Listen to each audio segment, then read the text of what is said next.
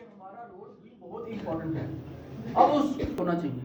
स्वस्थ भारत में तभी हो सकता है जब हमारे लोगों के अंदर जो हमारी जो 60% तक जो इनकम है लोगों की, वो आप कभी कम्युनिटी वे में देखना अगर ना हो, लेकिन सोसाइटी में जब हम रहते हैं हम चीज़ों को इंटरेक्ट करते हैं, तो हमारे चीज़ें हमें काउंटर होती हैं।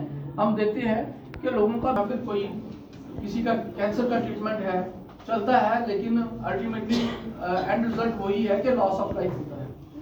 तो इसीलिए ये मिशन अपनी थोड़ा सा लाइफस्टाइल को बदलें, अपनी जो फूड प्लेट है उसमें हम डाइवर्सिटी ऐड करें। उसी में ये मिलेट जो है बड़े फिट होते हैं। ये ऐसी एक कमोडिटी है जो है मजबूरी जो है, आप समझो मैनकाइंड की मजबूरी है। अगर अपने आप को सर्वाइवल करना है, अगर आप तब आके बाहर वाली चीजों ने आक्रमण किया, उन्होंने देखा इनको रूल किया जा सकता है, उन्होंने रूल भी किया।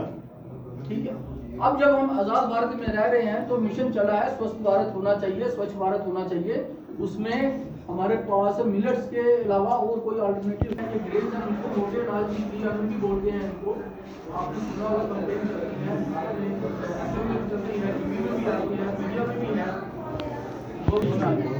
जो सस्टेनेबिलिटी की बात की जा रही है कि मल्टीग्रेन आटा, आजकल उसकी ऐड भी कम आ रही है, क्योंकि वो भी देखा गया है कि एक ग्रेन के ऊपर डिपेंड नहीं रहना है। मल्टीग्रेन आटा जब की बात होती है कि एक ही आटे में, वो फिर क्या है, वो भी एक लेमैन का ही आइडिया है। प्राइवेट कंपनीज क्या करती हैं, डिफरेंट अनाज को मिक्स करके पीस करके तो मार्केट में फ्लड कर रही हैं।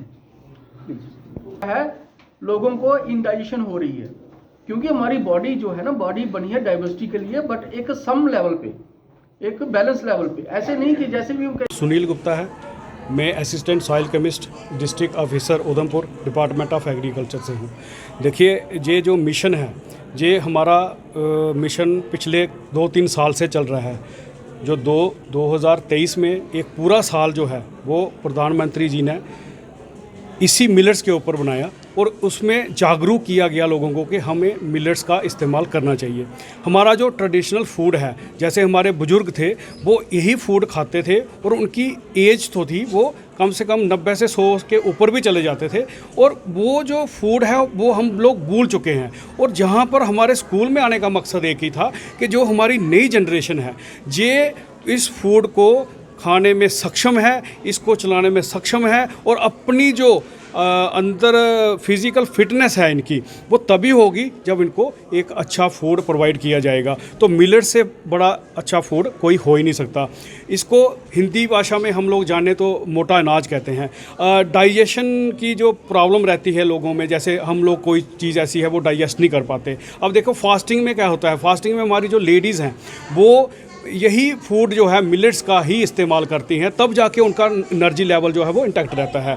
तो हम लोग चाहेंगे कि बच्चे जो कि दिन प्रतिदिन आगे बढ़ने के लिए इतनी स्टडी करते हैं, दिन रात मेहनत करते हैं, लेकिन उनको ये जंक फूड की वजह से उनका जो शरीर है वो पीछे रखता है उन लोगों को, क्योंकि उनको मेंटली भी फिट होना है, फिज़िकली भी फिट होना है। वो तभी हो सकते हैं जब वो पौष्टिक आहार लेंगे, अपनी रूटीन में मिलेट्स को अपनी डाइट में शामिल करेंगे, ताकि उनका जो एनर्जी लेवल वो बना रहे। और ये जो प्रयास है ये हमारा लगातार जारी रहेगा। हम लोग आज स्कूलों में हैं, कल हम लोग फील्ड में भी होंगे, क्योंकि ये फार्मर्स के लिए बहुत बड़ी बात है। एक तो प्लस पॉइंट इसमें ये है कि जो मिलेट्स हैं इसमें ड्राउट रेजिस्टेंस वैराइटीज़ होती हैं, कि अगर इन केस अगर हमारा 2-3 महीने बारिश नहीं भी होती है तो हमारी जो फसल है वो बच जाती है। दूसरा, इन फसलों के लिए इतना ज़्यादा खर्चा करने की ज़रूरत नहीं पड़ती जो कि बाकी चीज़ों के लिए उनको करना पड़ता है। तो मैं अंत में जो हमारी प्रिंसिपल मैम हैं और यहाँ का जो स्टाफ है जिन्होंने हमें ये एक